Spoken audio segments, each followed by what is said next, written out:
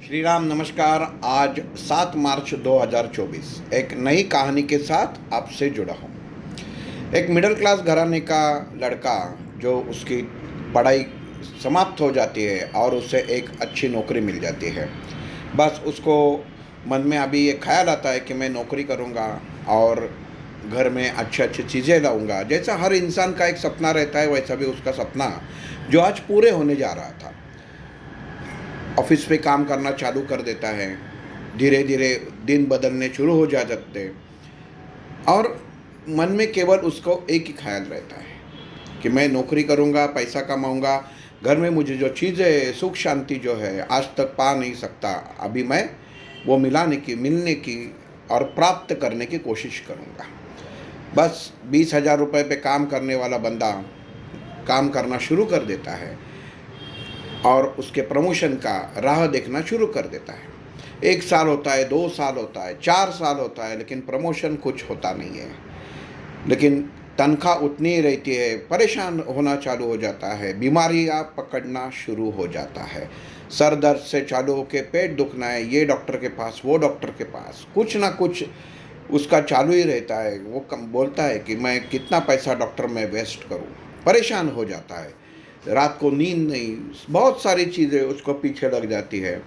एक दिन उसके घर में परिवार वाले में से एक रिश्तेदार आ जाता है। बोलते हैं कि क्या हुआ? वो बोलता है कि मैं ये डॉक्टर के पास जाता हूँ, उसके पास जाता हूँ, लेकिन बीमारी सही नहीं होती। तो बोलते हैं कोई बात नहीं, अभी तुमने डॉक्टर तो कर लिए, सब पैसा भी बहुत सारा खर्च कर लिया है, तो एक काम करो, अभी शहर में जिस काम से लिए मैं भी आया हूँ, एक संत आ रहे हैं, एक महाराज आए हुए हैं, उनका प्रवचन चालू है, तुम भी चलो। और ऐसा सुना है कि प्रवचन के बाद वो जिन लोगों को दिक्कत है उनके सवाल का जवाब वो देते हैं। वो बोलते हैं आप क्या बात करते हो, अभी अपनी हम लोग किस युग में जी रहे हो? बोलते कि ठीक है, लेकिन अभी तुमने सब डॉक्टर वगैरह कर लिए, तो एक बार ये मुफ्त में करने में क्या हर्ज है?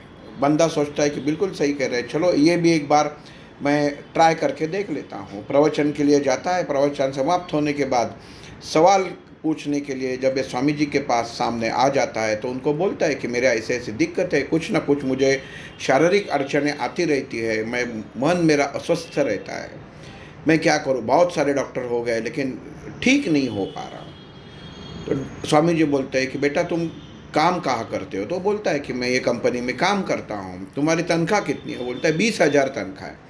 बोले एक काम करो, कल से जाके कंपनी में बोलो कि आपको 18,000 रुपये ही तनख्वाह दे। अब बंदा बहुत आश्चर्यचकित हो जाता है, सोचने लगता है लोग तो तनख्वाह बढ़ाने के लिए बोलते हैं, तो ये तो उल्टा बोल रहे हैं। लेकिन बोलता है कि चलो महाराज जी आप क्या बोल रहे हैं, मैं लोग यहाँ पे तनख्वाह बढ़ाने कैसी बढ़ेगी ये पूछ रहे थे और आप बोलते हैं मैं उल्टा करूँ, 2,000 रुपये कम तनख्वाह लूँ। वो बोलते हैं देखो बेटा तुम्हारे समस्या का समाधान यही है। वो बोलता है ठीक है, चलो महाराज के ऊपर भरोसा रखता है, ऑफिस चला जाता है। अकाउंटेंट को बोलता है कि अकाउंटेंट जी कल अगले महीने से मुझे 20,000 नहीं 18,000 तनख्वाह लीजिए, 2,000 मेरा काट के लीजिए। अकाउंटेंट बोलता है क्या पागल इंसान है, यहाँ पे लोग प्रमोशन के लिए आते हैं और ये वो पहला बंदा है कि जो उल्टा बोलने के लिए आ गया। वो अकाउंटेंट बोलता है चलो ठीक है, कंपनी के पैसे बच जाते हैं तो क्या हर्ज है। और जैसे ही उसकी तनख्वाह 18,000 मिलनी शुरू हो जाती है, उसके ध्यान में आ जाता है कि उसकी समस्या कम होती जा रही है और 4-5 महीने के बाद उसकी समस्या पूरी की पूरी ख़त्म हो जाती है। सेहत एकदम बिल्कुल सही, मन शांत। लेकिन उसको मन में एक सवाल रहता है कि ये तनख्वाह और मेरे शरीर का क्या संबंध है। फिर वो जाके वो बाबा जी को मिलता है और पूछता है कि बाबा जी आप बुरा ना माने तो मैं एक बात पूछना चाहता हूँ कि तनख्वाह और मेरे शरीर का क्या संबंध है, जो मेरी तनख्वाह कम होने के बाद मेरे शरीर की अड़चनें प्रॉब्लम्स गई। वो बोलते हैं बेटा तुम कंपनी में काम 18,000 रुपये का करते थे, लेकिन जो 2,000 रुपये ऊपर से तुम कमाते थे वो तुम्हारे थे नहीं, वो पैसे कंपनी के थे जो तुम्हारी ऊपर की कमाई थी।